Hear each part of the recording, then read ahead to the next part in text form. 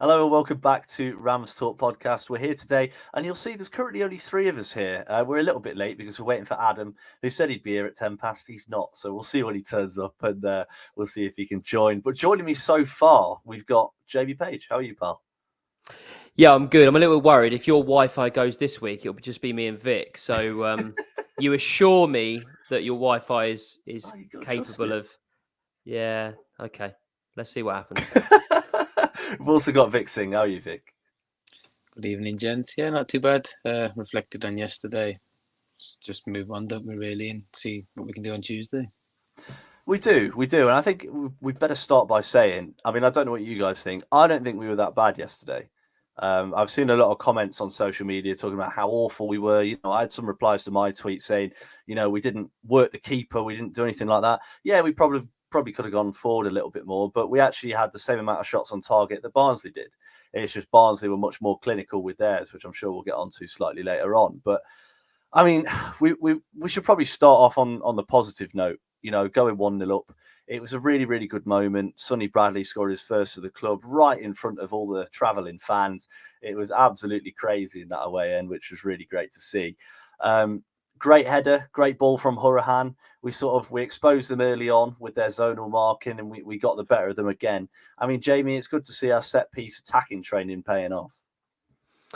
Yeah, exactly. And great to see Sonny Bradley get on the score sheet because we know how much of a weapon he can be when he's in that kind of area.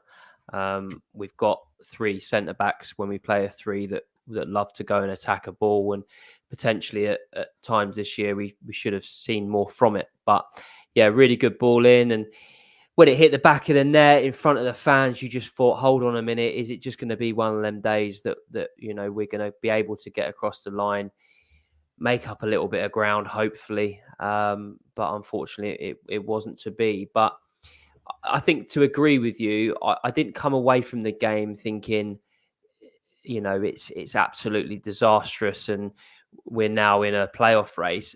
Actually, I thought, I still think we're in a top two race. It's just kind of been a bit broader. I think Barnsley are now involved, but I don't really feel worse for losing. I know that doesn't make sense, but yeah, I didn't kind of come away and think, it's the end of the world. Yeah, and I actually agree with you because I remember when that second goal went in, and even when the full-time whistle went, it was sort of, we kind of shrugged our shoulders and went, it's disappointing. It's disappointing. We had a really good chance to make a dent in Barnsley's chase, but, we ended up not getting over the line. I don't think it's the end of the world that some people have said. Obviously it's disappointing. We were leading away from home against a team that's right behind us. It was a great chance. It would have put us, in hindsight, ahead of Bolton quite comfortably with their defeat. It would have put us miles ahead of Barnsley, and it probably would have put us in the ascendancy and probably pole position to get second place. But one defeat doesn't change all of that. It doesn't completely knock us out of it. I mean, we battered them 3-0 earlier on in the season, and they've narrowly beaten us 2-1. So I wouldn't say across the two games we disgraced ourselves. I don't think yesterday we disgraced ourselves either. I mean, Vic, one of the things I just wanted to ask you is, I guess, your thoughts on that as well, because like I said already, it did feel disappointing, but it's really not the end of the world, is it? No, I mean, we've got to look at, if we look at maybe the last 10 games or so, if you look at the luck that we've probably had, I think it's sort of maybe balanced itself out in the universe somewhere, that we had a defeat like we did yesterday. It wasn't for a lack of effort. I thought every player on the pitch gave 100%, and they looked knackered at the end of it. It's just sometimes it's just those key moments in games. I think, like you said, Barnsley were more clinical, got their second goal. The first goal, there was nothing we could do about that. I mean, yeah, we could have closed it down a bit better, but the strike was beautiful, and you could have had 2-3 keepers in that one to stop that. Second goal, we were blindsided by a set piece. Other than that, like you said, the game was pretty even. I don't think we were worse off than them. If anything, we can take encouragement from it, because this is a team that's meant to be around us, and if all the teams are like that, then it's going to be a good fight till the end, isn't it? So yeah, I'm not too down about it. We'll just pick ourselves up like we always do and beat Charlton on Tuesday. Don't say that. We're going to actually do that first. But yeah, no, I know exactly where you're coming from, Vic. I completely agree with you. Coming away from that game again, really disappointing. Really, it's sad after we sort of took the lead. But again, that game won't define our entire season. Hopefully, we've got a really good chance coming up on Tuesday to put things right. And I mean, Jamie, one of the things that I guess we need to talk about as well is the Barnsley fans. Now, we tend not to talk about the opposition too much on here. Because you know how people can get upset about things. But just a couple of things from yesterday. Barnsley did this last year as well. They had Scarf Day, as they called it, which is a horrendous name, but the actual execution of it I thought was pretty good. I thought the atmosphere was pretty good, and they sort of bounced off the away fans as well. It was a really good atmosphere, especially when we scored and they still kind of kept singing as well, which doesn't usually happen at games at this level. Usually we score and the opposition don't say a word for the rest of the game. But the way they've reacted since the win has been bizarre. I mean, the stuff on social media that I've seen, the attacks on Derby fans. I mean, I can only speak from my own experiences, but coming out of that ground and heading towards the train station, there were Barnsley fans swinging for Derby fans. I mean, obviously, there's not going to be 100% innocence on our side either. But it was crazy. There were people throwing coins off the top of a bridge, and there were kids running away and getting pushed around by police. It was ridiculous. And I know we've talked about it before, Derby are the cup final. It did feel a little bit like, yesterday was Barnsley's big cup final of the season. Derby have come to town, brought loads and loads of fans. Barnsley have ended up winning. And I don't know, I just thought it was a little bit strange. What did you think? Yeah, it is strange. And I think over the course of the last couple of years, especially since COVID, when we're all locked away for a long period of time, everyone seems to have come out and angry. And there has been some ugly scenes kind of across the game, nationally. Obviously, not good to see those things happening within the sport in the stands, and hopefully we don't kind of see it at Pride Park, because I think as much as we're passionate, I think also we are respectful as a fan base as well. For me, it just felt like yesterday that Barnsley kind of almost. They announced that they're going to crash the party, so to speak. That they've almost. I tweeted about it after. They've almost kind of gone under the radar for some people, and that win yesterday with a game in hand, meaning that they can go level on points with us if they win it. It just shows that, okay, yeah, we were talking about Bolton, we were talking about Pompey. At one time, we were talking about Peterborough, but now we've got to talk about Barnsley. And as good as it is taking that amount of fans to an away game, unfortunately, when you do that, it just kind of rolls up the home fans, and they bounce off it. And watching the game on Rams TV, I mean, yes, you heard the Derby fans before and throughout the game, but I think it just added to an excellent atmosphere that then added to an excellent game of football. I think if you're a neutral watching that game, it's a really good advert for League One football too. Relatively well followed. Well, we're very well followed. I'll call them relatively well followed team. That's my little swipe. But yeah, it was a great advert for League One football in my opinion. But they basically said, we're here and we're here to fight for one of them top two spaces. Yeah, let's hope we can pick back up again and make sure that isn't the case. But let's talk about the football for a little bit, Vic. And one of the things I really want to sort of touch on was to do with the way we set up tactically. Now, obviously, we won't go into too many intricacies because that's really boring. But at the start of the game, Derby put a lot of pressure on the back three of Charlton, and they had Charlton. God, you can tell I'm tired, can't you? On the back three of Barnsley, they're both playing red. Back three of Barnsley, and they had a player who they just signed from DC United called Pines, number 5, big centre half, and he was awful. He could not control a ball. He kept giving it away. He played Sibley through 2 or 3 times, and we were getting a lot of joy from it. And then for some reason, after 20, 30 minutes, in fact, after we scored, the mentality shifted and we stopped putting the pressure on. We started letting them have the ball, and it just ended up inviting Barnsley onto us. I mean, we've seen it a lot, Vic, haven't we, this season, when we take the lead and we try and sit in and absorb the pressure, but I think it really backfired. It's backfired quite a few times this season, if I'm honest. I mean, if we go just on yesterday's game, we got the lead. You think we go and push on for a second. We didn't. We sort of almost played as if we're sort of protecting that 1-0 lead and seeing if we can see out the game. Like you said, the grew in confidence. Their number 5 was just a lump at the back, and he was just massive. But he couldn't do anything other than probably head of the ball. We had a few chances. I think was it Max Bird played someone through, and I think was it cut back to Horan, and Horan took that one extra touch. He could have just hit it first time. That could have gone in.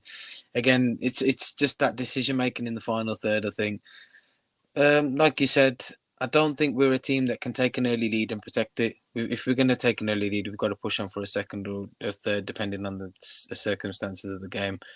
But we sort of just played into the hands, didn't we, really? If we're trying to protect the lead, you're just inviting that pressure. And with the attacking talent they do have in there with Dwight Gayle, who I thought was actually pretty good yesterday, even though he didn't score, he was still very active and pulling players left, right and centre. We just played into the hands. And I think going forward, I think we need to find a way where if we're going to score early, we've got to go and get a second and a third, because I just don't think we're good enough to protect the lead. And if we're in the business end of the season, every point counts. So let's see what happens going forward. But even tactically, I thought we set up all wrong yesterday. Just didn't look as comfortable as we should have been. I mean, you say that, Vic. It's interesting, isn't it? And that's been a lot of the debate on social media, is that you say that we didn't set up right, but until we scored, I thought it was perfect because Barnsley couldn't break us down. We know what Derby are like by now. We know exactly how they'll shape up. We're going to be defensive. We're going to try and hit teams on the break and nick goals from set pieces. That's the whole game plan. That's Warne's identity. And I think we did that, and we pressed and we stopped them from really playing the ball. And then all of a sudden, when we scored, we changed to a different Derby. The Derby that we're becoming a little bit too familiar with, very passive, sort of letting them control the ball up to the halfway line, getting penned in our own half. And I think that changed the game completely. I think, who knows? Could it be a mentality thing then? Because if we are taking the lead and relaxing too much, then it's obviously coming to our detriment, isn't it, really? Yeah, it could be. But then who does that fall to? Is it the players? Is it the manager? Is it both? We are second. I think we need to remember that sometimes. We've got the best defensive record in the league, best away record in the league. We're in the top 3 for goals scored, goal difference. I think we've got the best goal difference in the league. Even though we watch and we come away from it and think, it wasn't that great today, we're still right up there and we're still in a good position. So I agree, Vic. I think it's really weird that we come away from every game thinking, we've set up wrong. We should say it every week, don't we? Every single week we come away and go, I got it wrong at the start there, or I wasn't quite right. And then we make a couple of changes and all of a sudden, it is right. So I don't know, mate. I don't know. I'm getting to the point now where I genuinely don't know how to analyse it anymore because it changes every single week. Well, we might as well talk about that, Jamie, because we started off in a 5-3-2. We had Sibley and Mendes-Lang up front, which I called for last week. Sorry, wish didn't. I thought Sibley did quite well off the ball, didn't really do a lot on the ball because he didn't get it. I thought Mendes-Lang, again, when he has to play really centrally, he's quite restricted and doesn't look the same player.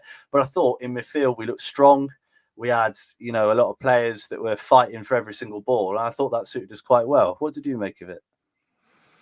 Yeah, I mean, as we alluded to at the top of the show, I think we actually played quite well across the whole game, but definitely out of the traps played quite well. I was actually quite impressed with Sibley. I think he put himself about quite well, and you could tell he was looking to take his chance. Unfortunately, don't feel like he did. But yeah, I guess just to touch on that point about Mendes-Lang, I actually thought he had quite a poor game. I don't like him centrally, and I know it's needs must at the moment, but I think it's vital that we get him out wide and we get Dwight Gayle through the middle on Tuesday.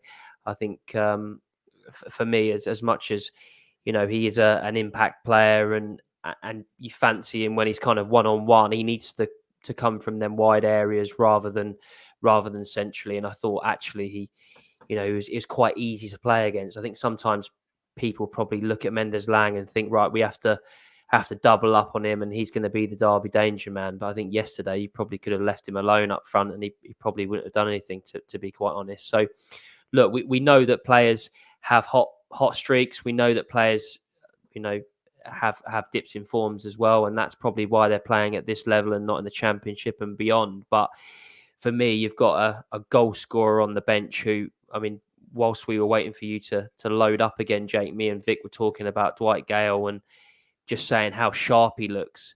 And I think you've got to play him. You've signed him to play him. So get him in there from the off and hopefully Mendes-Lang can be out wide and there can be a link there. Absolutely. And Vic, hindsight's a wonderful thing, isn't it? But yesterday, I think we really could have done with Dwight Gayle starting that game. What do you think? No, I agree. I think you can see a massive difference in having that sort of focal point. I think Dwight Gayle will be that focal point, obviously, until if Collins makes it back or not, it's another question. But if you start off with a natural number 9, it just sort of helps everybody else sort of settle into their positions. But I think obviously we know Mendes-Lang is way better out on the wide. But again, it's the options.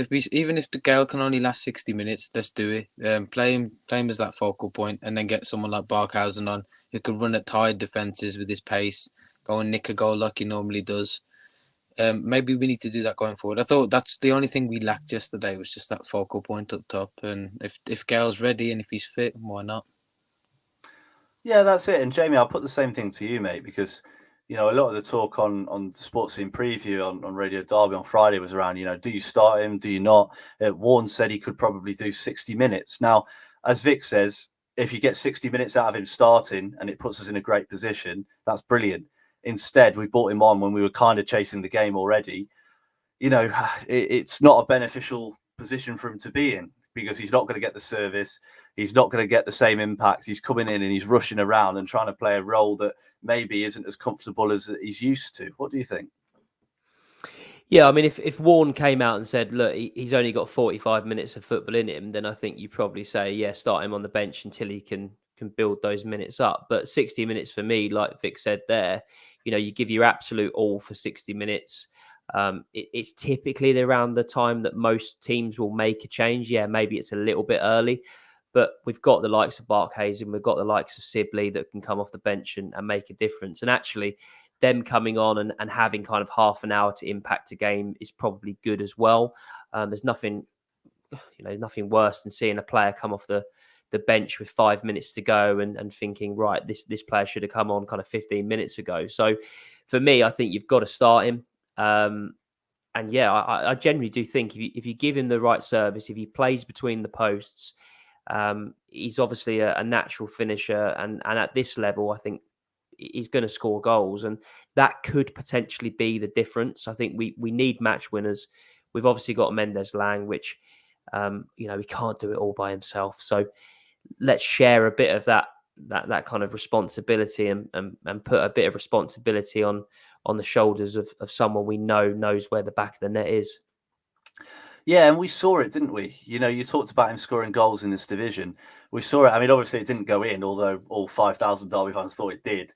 But that chance he had at the end, he sort of peeled off his man, made the run into the box, and Max Bird found him with a moment of quality. And he was really unlucky, actually, not to put the ball in the back of the net. I know it was offside anyway. But we haven't had players that have made those moves, got into those positions, found those spaces. Obviously, Collins has scored goals, but even he doesn't have that movement. Gayle has had a career majoritively in the Premier League and the Championship. Collins' career has mostly been in the lower league. So Gayle should have that elite movement. He should be right up there. In his head, he should be miles ahead of every defender in this division. So, yeah, Vic, I mean, next game, he's got to start, hasn't he? Yeah, it doesn't make sense to put him on the bench. I think if he's fit, he's ready to go. Start him. Let's see what he can do against Charlton. We know Charlton defensively aren't the best. I mean, we only played him, 3 weeks ago. We know they're attacking threats there, but defensively they're not that good. And I think Dwight Gayle will shine in playing against a defence like that. He's got that footballing brain, hasn't he? I know it's a bit too early to make that comparison, but it's almost like McGoldrick having that footballing brain. We know the legs might not be there, the pace might not be there, but if he's got that, like you said, that knowledge of where to be, at what point, where to get there, how to get there, that's all you need sometimes, and that's the difference that maybe we need to sort of just cement that top 2 position. So if he's fit, ready to go, start him on Tuesday, let him play 60 minutes, let him run himself to the ground, and obviously if we're still at 0-0, we've got players there that we can change it up and see if we can get that win. Absolutely, and Adam has decided to turn up, which is very nice of him. Hello, mate. Hello. Hopefully I sound all right. Sorry for being so late. It's all right. You're forgiven. I don't know if the listeners will forgive you, but we certainly do. And I'll start you off, Adam, with a nice, easy question. I want to ask what team you'd start for the next 2 games, because we've seen a bit of a chop and change recently. We've gone 5 at the back. We've gone 4 at the back. Let us know in the comments what you think as well. We've got a couple in already. It'd be good to see more. What would you play? 4 at the back? What would you midfield be? Who would you play up top? What are you thinking? Well, I thought we were okay at Barnsley in terms of 3 at the back with Bradley. I know he's coming to the side more often recently. I did enjoy the 4 at the back, but I think it's worked a little bit better at creating chances with the 3 at the back. Maybe shall I say, and definitely with the added pressure of the midfield 3. In terms of who I'd play at the back, it has to be Kane Wilson at wing back for me on the right. And then also you got Bradley, Cashin, and Nelson in the middle. I wouldn't change that. You know, I know a lot of people know I'm not Bradley's biggest fan, but he's put in good performances recently, so I can't really complain too much there. And I think left wing back's the most difficult position. I think Sibley's been hit and miss in that position. I think Callum Elder doesn't have the form for that position at the moment. If he can pick up form, then he can. Yeah. I thought at Barnsley, his determination is good, but his end product or just that final pass, maybe back into the midfield or going for the forward, I just don't think it's there. And I think positional-wise, sometimes he looks a little bit lost out there, especially when Barnsley are attacking. Callum Elder, for me, he's put in some good performances here and there, but I'm just waiting for that 100% consistency from him personally, because I think he can be so effective down that left-hand side, but we just need to see it more from him. I think in the middle, yeah, it's difficult to change much. Adams has nailed down that position 100%. I think Max Bird's goals and assists of recent times means that you can't change him around because of how good creatively he's been. You know, Conor Hourihane, I think he's a player that a lot of fans are kind of split down the middle with in terms of their opinions on him. But I do think he's a valuable asset in the middle. But then you look, Louis Sibley started just behind Mendes-Lang, I think, if I'm correct, against Barnsley or in and around there. And that's where he's most effective. I know he wasn't too effective against Barnsley in terms of goal or assist, but he was in or around there. And that's his best position and what a lot of fans have been crying out for him to play in. So for me, I'd stick with the 3 at the back. I thought we were pretty equal to Barnsley during that game. I think maybe it was just one defensive error from the corner and that sealed the win for them as well as a wonder goal. So I'd stick with the 3 at the back. I wouldn't change too much at this time. At this point in the season, I think it's risky to do that because it can lead to big dips in form and a lot of negativity. So I'd keep it as it is at the moment and hopefully we record a good 3 points against Charlton on Tuesday. I hope you're right. I was really trying to take all of that in. So much information. Thank you for being so comprehensive. We've got a comment from Matt asking about Joe Wildsmith. I mean, Warren's come out and said that he was ill in the morning of the game. And with Vic as injured, it was either ill Wildsmith or Scott Loach. I think I'd rather Wildsmith with no arms or legs playing in goal than Scott Loach. So, yeah, I think that'll be why he probably didn't have his best game. Although he did make an excellent save in the first half. I think it's gone under the radar a little bit when the ball came in behind and he made a quick reaction save to his left, which was quite impressive as well. Before I go to Jamie and Vic, I just want to read a couple of the comments that we've got. We've got Jim Johnson saying Gayle needs to start. Peter Kerr saying we need to start Smith instead of Hourihane. Hazel saying put Smith and Adams in midfield. We've got C who says that Blackett-Taylor needs to play. Robert De Silva says we need Barkes and Gayle and Mendes-Lang as a front 3 with Adams, Bird and Smith behind them. We've got another comment from DB0800 saying 4-4-2 with Gayle and Waghorn up top. Apparently Waghorn's meant to be back soon. Robert Silver's also said he's told the rest of his team, Nyambi, Nelson, Cash and Elder as well. And yeah, we've got a lot of comments. I think most of them are sort of pulling in the same direction. Jamie, what do you reckon? Yeah, I've been thinking about this a lot, to be honest. Whether I'd stick with the 3 or go back to a 4. I think Sonny Bradley's been fantastic and he's almost taken his opportunity. However, for me, I don't think you can look past Cashin and Nelson as a 4, and I do feel that that's where we need to go. As we've seen, Nyambi is a fantastic option at right back, but he's not a right wing back. So for me, I'd probably go Wildsmith, Nyambi, Nelson, Cashin, Elder for now, obviously at left back.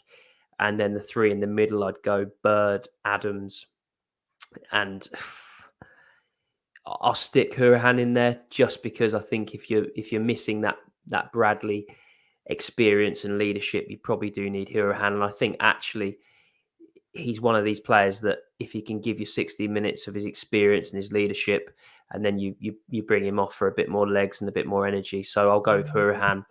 And then I really want to see Mendes-Lang and obviously Gayle up front. And I want to see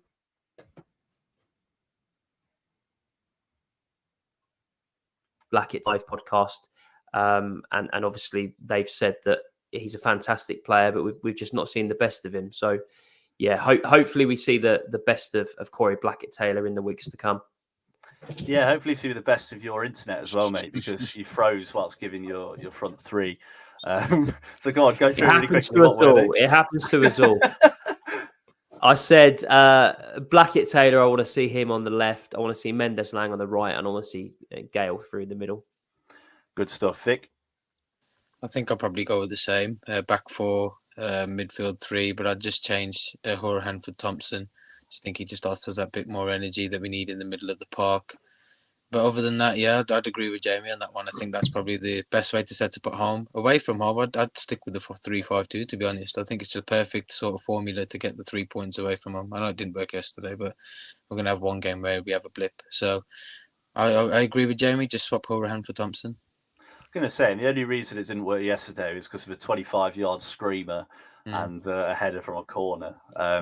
Barnsley, through the majority of open play, created nothing. They didn't create a single opportunity, and that was down to how well we defended. In my personal opinion, I would also like to see a 4-3-3, but I don't think we'll see one. I think we've reached a point now where he wants Bradley to play, he wants Nelson to play, he wants Cashin to play. And we saw Cashin have a weird stint at left wing back in the game as well, which I thought, I mean, he went on a nice marauding run at one point, but I don't think that position suits him at all. And I think most people would agree with that. What I'd want to see is Wildsmith in goal, left back, Elder, 2 centre-backs, Cashin and Nelson, right back, Niambi. Let's go Niambi. Midfield 3 of Ibu Adams, Holding with Bird. And I'm going to say one that you haven't said yet, Corey Smith. We've had a couple of comments about Corey Smith as well. I think when he comes on, he knits the game together perfectly. And you've got that balance of, you've got Ibu Adams as the destroyer, winning the ball back. You've got Corey Smith as a bit of the water carrier, picking up the ball from the back four and driving forwards. And then that frees up Max Bird to do what he does best and, pick out those passes and create those chances. And I think we see the best of all three players. I think when you've got Hourihane and Bird in there, yes, Hourihane's deliveries are good at times, but at the same time, I think it sort of holds Bird back as well. And I want to make the most of him before the end of the season. And then front three is really tough as well. I think, for the simple reason he's barely been fit, I'm not going to say Blackett-Taylor. I'd put Barkhuizen on the left, Mendes-Lang on the right, and then Dwight Gayle up top as our number 9.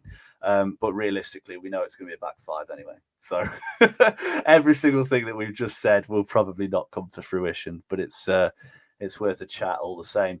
And one of the things that, Adam, you wanted to bring up, so I'll come to you on this, is using the sun.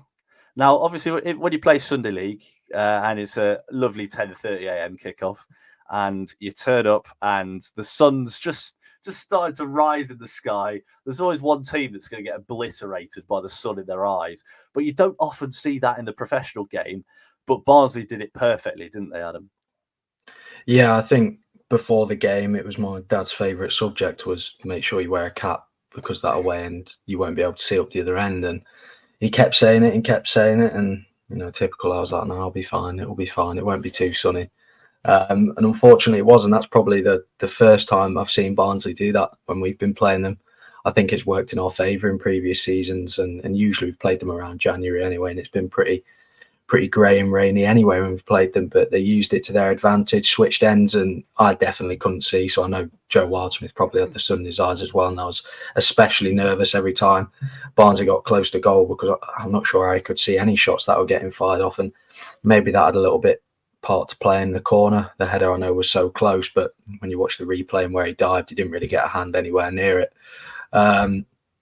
It was a great tactical advantage by Barnsley, really something very old school, but something that worked probably so well for them was the sun being against us in that second half. And when we look back upon it at the end of the season, it's the old cliche, and how big will that 3 points be for them with something so simple as switching ends at the start of the game? And you do have to think, did we know about that? Did we take that into consideration? It's something you can't ponder for too long because you'll tear your hair out over it. But yeah, a great bit of tactical advantage from Barnsley, really. You can only applaud it, and they've got the 3 points, and maybe you do have to put a little bit down to the sun being in the goalkeeper's eyes on that one.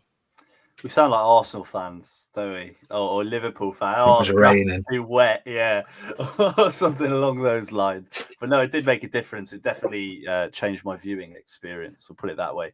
My arms were very tired by the end of that second half.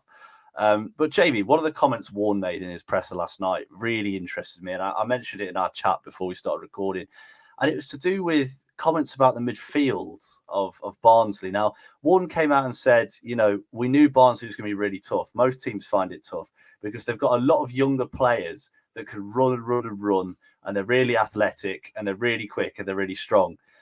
Now, obviously, when he joined, he said he wanted to make us, entertaining with loads of people who run into the ground. We've not really seen that at Derby. We've sort of become Chelsea under Mourinho a little bit, being really, really defensive, grinding out results, but getting those results as well. I mean, I thought that comment was a little bit strange because most of the signings we've been made are about 39. And they've all come in, including Dwight Gayle, who's obviously 34. Does it seem a little bit strange that, Warne's saying, it's a weakness for us that we couldn't keep up with them when all the players that he's brought in have been, so, I guess, experienced?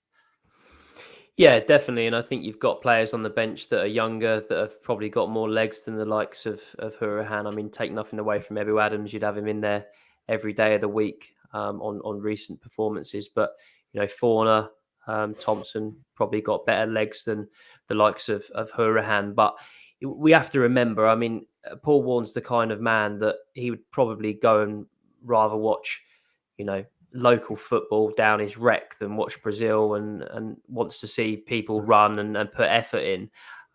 He'd probably put, Grant Ledbetter ahead of Ronaldinho or something like that, to be quite honest. Similar players. Yeah, very similar in all fairness. But yeah, I think he likes to have that. And I think if we do go up, well, regardless if we go up or if we don't go up, I think if Paul Warne's still around, I think we'll see that next season. Obviously, Bird's going to be going. Hourihane's probably going to be going, end of contract. So I'd imagine that he'd go out, and with there being no kind of EFL restrictions and hopefully being backed if we're in the Championship, wishful thinking, he'll go and get players of that ilk, because we know he loves his players working hard. He likes athletic players in the middle of the pitch. Yeah, he certainly does. And Vic, I mean, to put a similar question to you, I guess, we saw for a lot of that game, Barnsley completely outran us. Now, we know the way Derby set up, sit in, contain, hit teams on the break. But there were times when, even when we were hitting them on the break, Barnsley was still getting back and filling those spaces quicker than we could fill them in an attacking perspective. Does it concern you a little bit that, I don't know, maybe the players are a little bit jaded going into this part of the season? We've played a lot of games in not a lot of time, and we don't have the biggest squad. Plus, we're full of injuries as well. Is it a little bit of a concern going forwards that we might not have the legs? Potentially. Again, it just comes down to who Warne fancies at the time. Like Jamie said, we've got players like Thompson, Forner, who can maybe do that hard work in the middle of the park. But it literally just depends on what Warne wants to do, really. I mean, we've got the options there. I mean, there's players coming back now. I think Waghorn's pretty much there. I think Corey Blackett-Taylor, although he hasn't hit the ground running, probably struggled to adapt to life at Derby. But I think if we give him a couple of games to see how he beds into the team, we might see a different player in him. I think we've got the squad depth. I think it's just how we use it now. We've got to be really clever. I think we're quite lucky in the sense that we don't have many Tuesday, Saturday games. I've said that. We will soon, mate. So I'm just thinking, because I know Wickham have just got to the final, and I think Northampton is an international break. Yeah. So I've said that now, but I think we've as long as we can get the players back fit, and then we start rotating properly and precisely, especially in that midfield, we should be okay. There's a slight concern, but I think we've got more than enough to sort of push it all the way. So hopefully, fingers crossed, we can use our squad depth and push ourselves over the line. Yeah, absolutely. And just looking towards the comments, I mean, Jim Johnson said, imagine if we had a fit John Jules against that centre half. I mean, yeah, that'd be nice, wouldn't it? It would fit anyone, actually. Would have been pretty nice. We've got a favourable run of games left, but autos get tighter and tighter from C is a good point. And Jack Donnelly says, if we don't go up, should Warne get the sack? Absolutely not having that conversation now. That is not the conversation to have now. We'll see. There's no point debating ifs and buts. I think we've got to get there first for that to happen. But right, let's look towards Charlton and Port Vale, 2 massive home games now. Charlton obviously coming up on Tuesday night. Jamie did the preview for that, so I'm expecting big things from what he's about to say in 30 seconds. And also Port Vale, we played them away from home and they didn't look fantastic. They're in turmoil at the minute. But they've got a new manager in, Darren Moore. So yeah, that'll be an interesting one as well. So Jamie, go on, kick us off. What do you reckon for both games? So yeah, I had the preview with Charlton, and looking at some of their recent results, obviously they've helped us out massively by taking points off Bolton and Pompey at the weekend. My honest feeling on this one is that it's going to be a 1-1 draw. I think that Jones has got them a bit more solid. I think they're due a win, and I think they'll get some results, and they'll steer clear of the relegation zone. But for me, yeah, can't look past a 1-1 draw. I think it's going to be a very difficult game. And as we saw away from home, it was only a bit of brilliance by Max Burden and Mendes Lang that got us the win there, and it was quite a tough game. So I'll go 1-1 for Tuesday, and then I think we'll return to winning ways against Darren Moore's Port Vale and go for a 2-0 victory there. Who do I think will get the goals? We'll go Dwight Gayle on Tuesday, and we'll go another Dwight Gayle brace on the Port Vale game on Saturday. I think he's going to score goals. I mean, look, that goal that was, well, not that goal, that chance that was offside, you just saw that he knows where the back of the net is. So give him the service, get the ball in the box, play to his strengths, and I think he'll do us good. Let's hope so. And it's worth noting, I think if we don't win both these games, there's going to be a lot of questions. I think that the pressure's really going to start to build, isn't it? Because these are 2 games which Vic, I think on paper, obviously football isn't played on paper, but on paper, Derby should win both of these games. What do you think? Well, normally when we have a defeat, we sort of bounce back straight away. So I'm going to be optimistic. I think we're going to beat Charlton 1-0. I think it's going to be tight, cagey and scrappy. I think Barkhausen will come on with about 20 to go and get the winner late on. Moving on to Port Vale, I think we'll beat them. I think we'll go for an Adam Golanga special 2-1 win. I think Gale's going to get one. He's going to score on Saturday, and I believe Mendes Lang will get the winner. I think we need 6 points, like you said. It's important now. We're in the business end of the season, so hopefully we can bounce back and get 2 wins. Let's hope you're right. And Adam, what do you think? I'm going to go with a 1-0 win over Charlton. That's probably me being optimistic. They look definitely a better side than now they're under Nathan Jones. So I'll go with the 1-0, Mendes Lang winning it late on for us. Bit of a scrappy game on Tuesday night, and then Saturday against Port Vale. Obviously, Port Vale don't look great at the moment, do they? So I'm going to go with a 2-0 win, Dwight Gayle. Yeah, Dwight Gayle will get both. He's bound to score at some point. Hopefully 6 points from the next 2, but that's me being very optimistic at the moment. Yeah, I think we have to be. I mean, Jim Johnson's the most optimistic man I've ever seen. He's put, we're going to win 3-2 against Charlton and 6-0 against Port Vale. I mean, if Derby scored 6 in a game playing the way we're playing at the minute, that would be sort of special, wouldn't it? But I don't know what to think. I think we'll beat Charlton. I think it'll be a tight one, like you guys have said. I think it'll be 1-0. I don't think they look too dangerous going forward. They're definitely a lot better at the back than they were. But at home and with the options that we've got, I'd like to think that we can breach that back line. I think Blackett-Taylor and Waghorn both coming back from injury. I think Waghorn will play through Blackett-Taylor, who will score the winner at Pride Park, which will be nice. And then on Saturday, I think Port Vale, as I said, I don't think we can write them off. I think there's still, they've not been in a great run of form, but they're still a decent side. And I think we'll win another game 1-0. I think we'll go into it with a back 5, defend for 89 minutes, and score a last-minute winner. It'll come off Dwight Gale's head. He won't know anything about it. It'll be a deflected shot that hits him in the face and goes in, and he'll wheel away celebrating. He'll be right back in that automatics race. Right.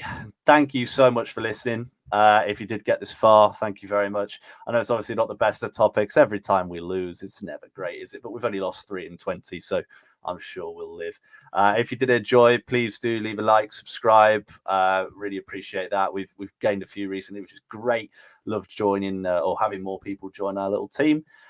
And as well, if you do listen on audio or anything like that, rate us on Spotify or Apple Pods, as long as it's 5-star. If it's not, we'll all get very upset.